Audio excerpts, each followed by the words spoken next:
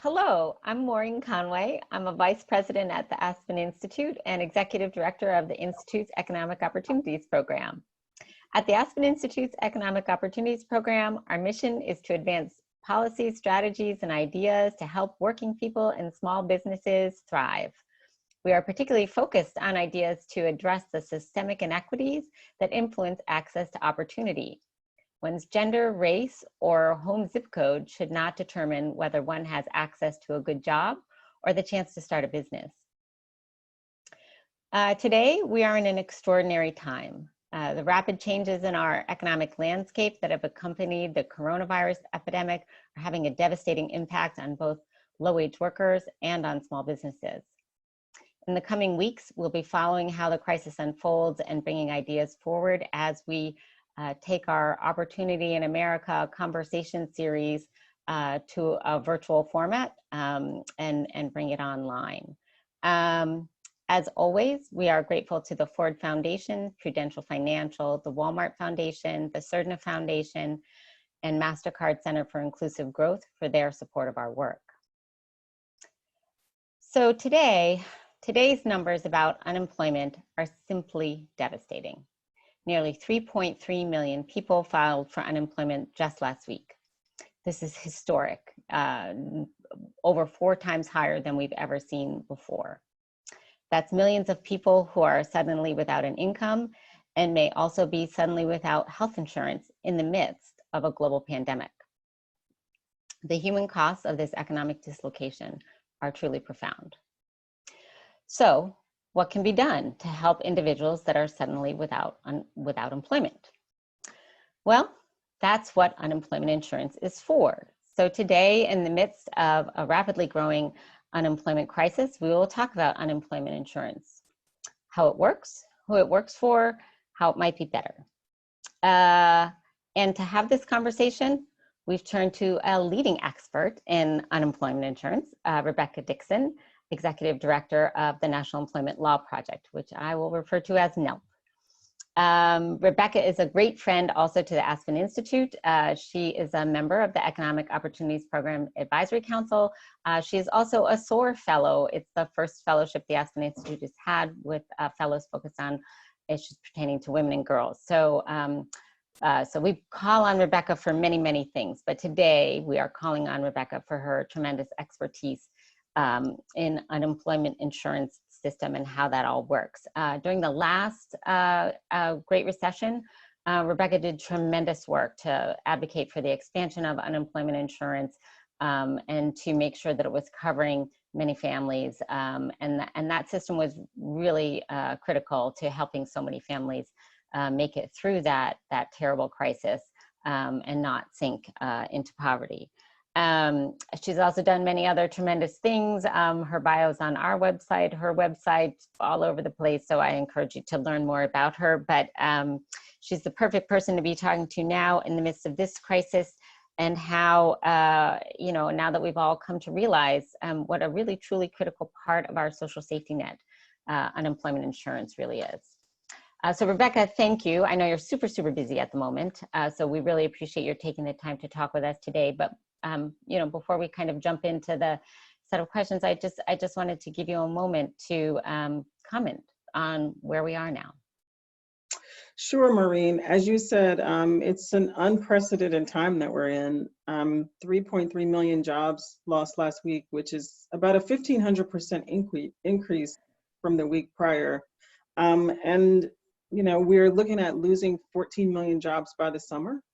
It's just a massive amount of loss, and this is what the unemployment insurance program was built for. I do think it does deserve an overhaul and an upgrade so that the structural and systemic parts of it that are excluding workers are permanently fixed. But this is what it was designed to do. So it's going to kick into gear, and me and lots of other advocates and workers are going to join together to make sure that workers who are eligible actually know that they can apply and get the benefits. Great. Great, thank you. So before we go too deep into sort of the stimulus package and what that might mean and what we want to see the federal government and states do now, let's just to sort of set the table, let's just kind of do a review of the basics. So unemployment insurance, it's a federal state system. So can you give us sort of just the quick overview, what's the federal government responsible for, what's the states responsible for? Sure. So it is a federal state hybrid in the sense that the federal government provides sort of a baseline of rules for the states, but the states have broad leeway to determine most elements of the program. So for instance, they determine how much the weekly benefit amount will be. They determine how many weeks they'll pay. They determine the rules, most of the rules related to how folks can apply for the benefits. And so in this time, we're going to see states having different reactions based on what their benefits are. We know that after the recession, several states reduced their benefits. And so they're going to have less economic opportunity and less of a safety net for their folks than for the states that did not. Yeah. Okay. And so two people seeking unemployment benefits, who has typically been covered well and who's kind of been falling through the cracks, and also how much help have people been getting from the system? Sure. So I'll start with the second question first. So unemployment insurance benefits were designed to replace about 50% of the average weekly wage. In some states that's true, but in most states that's not true. And so the weekly benefit amount ranges from a maximum of around $235 to a maximum around $600.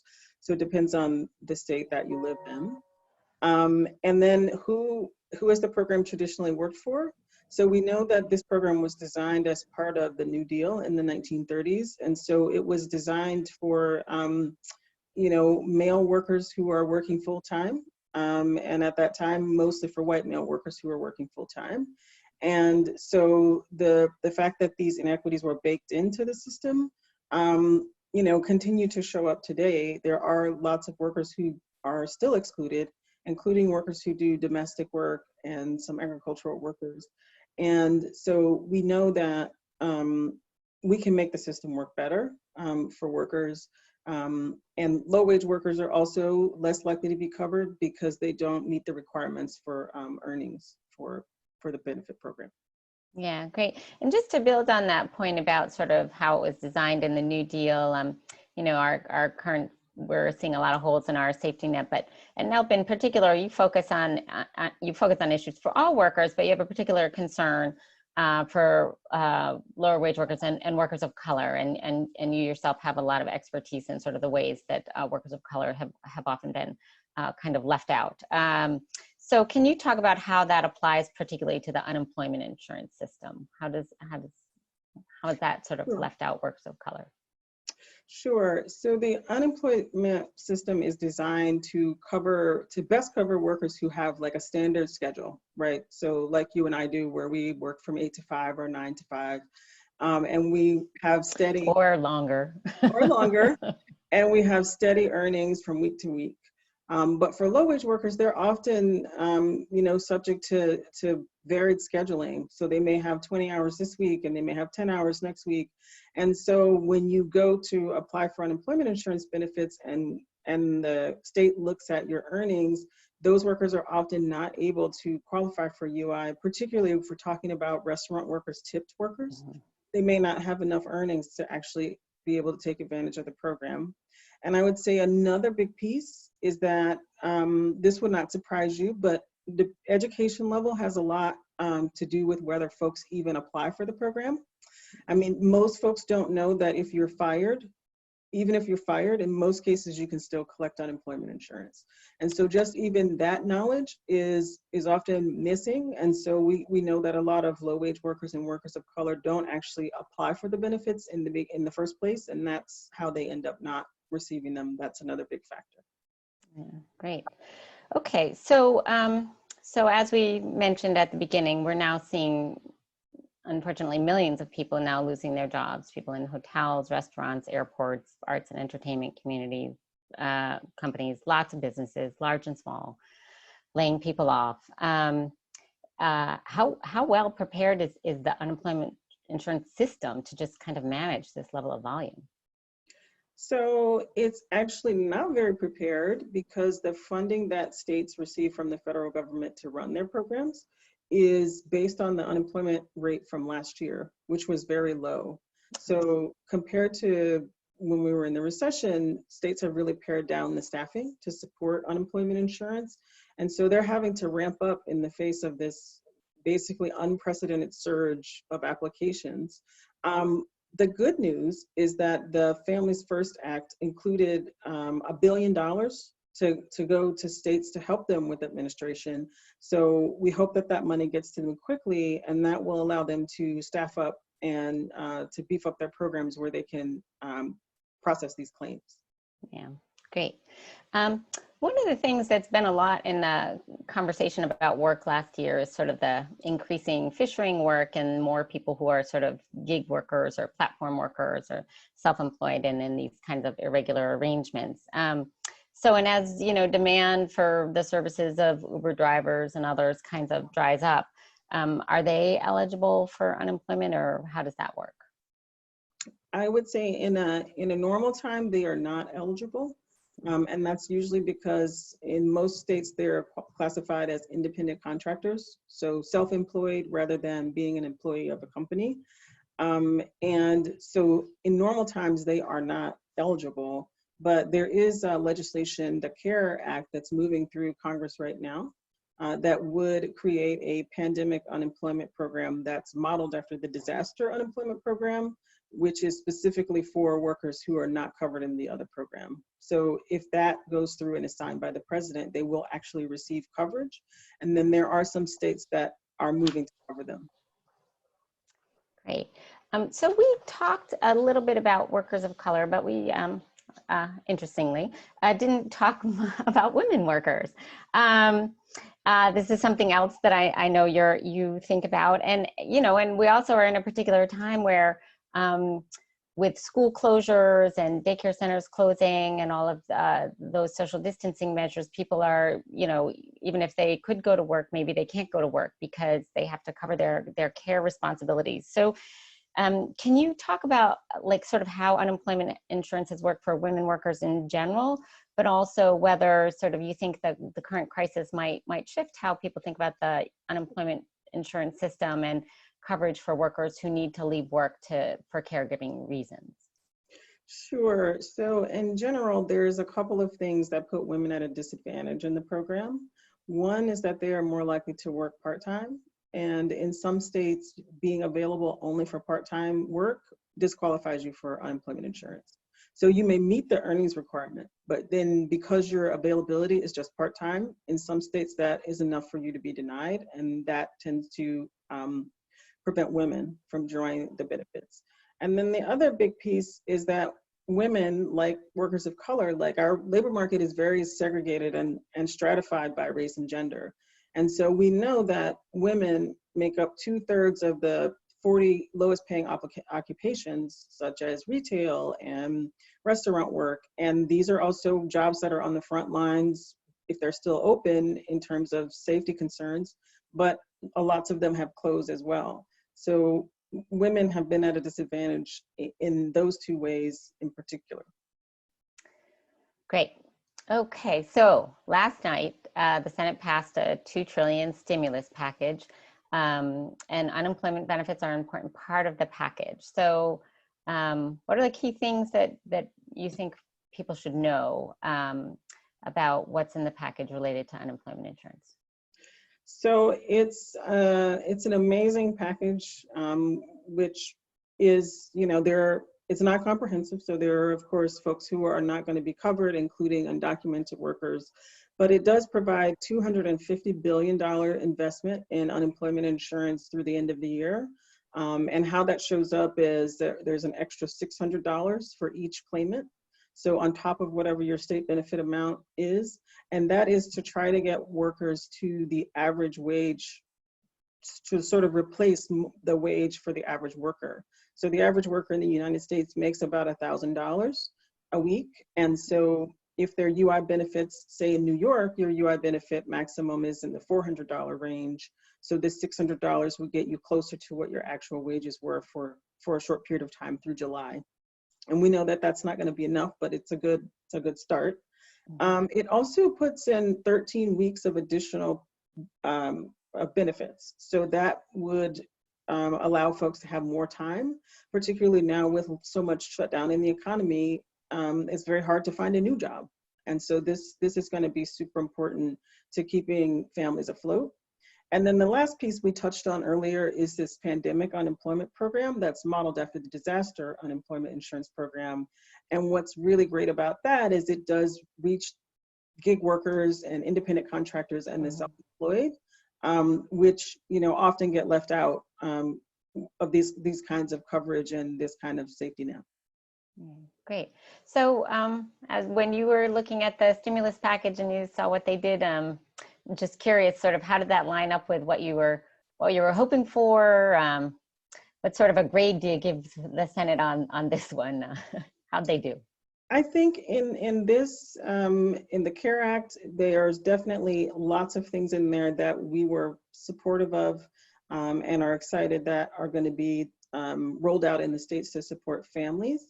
I would also say that one of the things we've been pushing and trying to get attention to is that all of these things in the federal bill, they overlay onto the state law systems. So if your state law system is inadequate or has lots of rules that disqualify folks, then that's going to show up in the federal support as well. And so really the piece that's missing is not having any kind of long-term structural change. So the benefit measures are all temporary and expire either in July or at the end of the year. Mm-hmm. Great. Well, that leads me to my next question. So what would you like to see as long-term structural change? How could this be instead of a short-term fix? Maybe figuring out long-term how this should work. Well, we talked about earlier how the unemployment insurance system is a unique federal-state hybrid, and because it's a federal-state hybrid, certain states offer better protection to their workers than others do. So we had about 10 states that reduced their weeks of benefits from 26 weeks, which was the customary maximum that was present in all states until after the recession, in Florida, down to 12 weeks. So reduce the coverage quite a bit. I will say that excitingly, several states have overturned that. So Michigan, by executive order, the governor has overturned that. They have gone from 20 weeks back up to 26. And the same is true in Kansas and Alabama. So we are seeing some states restoring those benefits, but that having a 26-week federal standard would go a long way towards making sure that no matter what state you live in, you have some level of coverage. Also, there is no requirement around how much the benefits have to be. And so if there was a federal standard for the amounts of benefits that would shoot to cover around 50% of the average wage, that would go a long way to improving what this program can do for workers when they lose their job. Mm-hmm. So shoot to have the states have the benefits cover the 50% of what's the average wage in their state. Mm-hmm. Yeah. Great. So are there other things on the state side? Are there other things you would be looking for states to do to think about, why do we make this permanent rather than temporary, or just ways they can set their system up better for the long term? Sure. So there's this mechanism called base period, and it's really simple. It's just the look back period. So where we look back, how far we look back to see if you have enough wages to qualify for the program. And there's an alternative base period that states can implement that would actually bring more low wage workers into the program. So we would definitely advocate for that. We talked about earlier where women get excluded because of being available for work on a part-time basis.